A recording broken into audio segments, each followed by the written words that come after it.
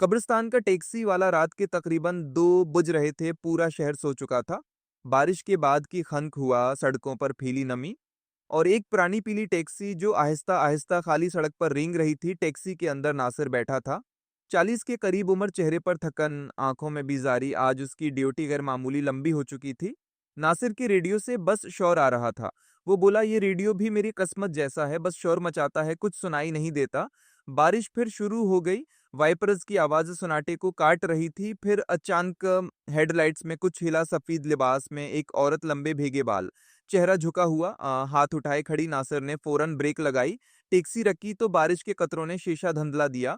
वो खिड़की नीचे करता है, बीबी कहाँ जाना है?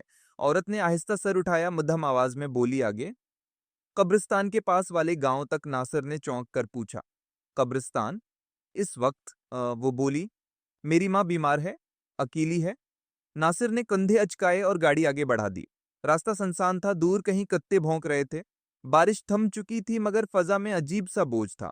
नासिर ने रियर व्यू मिरर में झांका। औरत वहां बैठी थी मगर उसका चेहरा नहीं दिख रहा था, सिर्फ भीगे बाल जो उसके कंधों पर चिपके हुए थे। नासिर ने रेडियो दोबारा चलाया। फिर से शोर। उसने रेडियो बंद कर दिया। कुछ मिनट गुजरे। अचानक नासिर को ठंड महसूस हुई।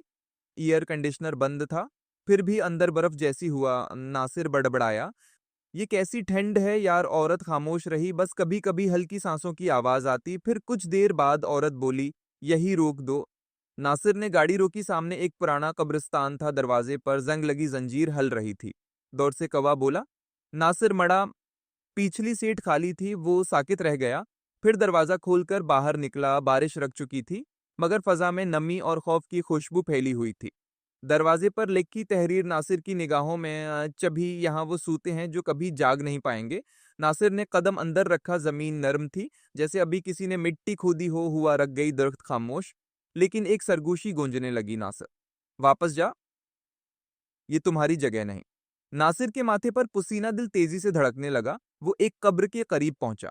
कब्र पर एक तस्वीर लगी थी। नासिर ने रोशनी डालने के लिए मोबाइल निकाला। रोशनी पड़ी तो उसके हाथ कांपने लगे। ये वही औरत थी, सफेद लिबास, वही चेहरा, वही आंखें। नासिर ने कदम पीछे हटाए। कब्र की मिट्टी हिलने लगी, दरख्तों की शाखें कांपने लगीं और जमीन से एक भारी आवाज उठी, नासिर, याद है 10 साल पहले तुमने किसे यहां दफन किया था? नासिर के दिमाग में बजली सी कौंदी। यादों के दरवाजे खुल गए।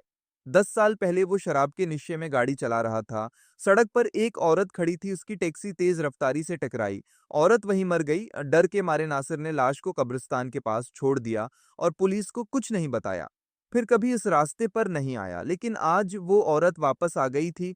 कब्र फुट्टी और उसमें से वही औरत निकली, चेहरा मिट्टी से भरा, आंखों में खालीपन, आवाज गहरी और सर्द। तुमने सोचा कानून से बच जाओगे, नासिर, मगर रूहें भी इंसाफ चाहती हैं। नासिर के कदम पीछे हटे। वो भागा मगर कब्रिस्तान बदल गया था।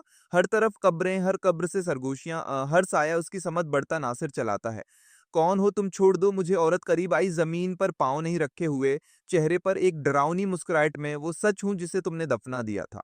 नासिर ने चीख मारी। उसकी आवाज कब्रिस्तान के अंधेरे में गुम हो गई। फिर सन्नाटा छा गया, सिर्फ हुआ की आवाज और जंजीर की हल्की झंकार।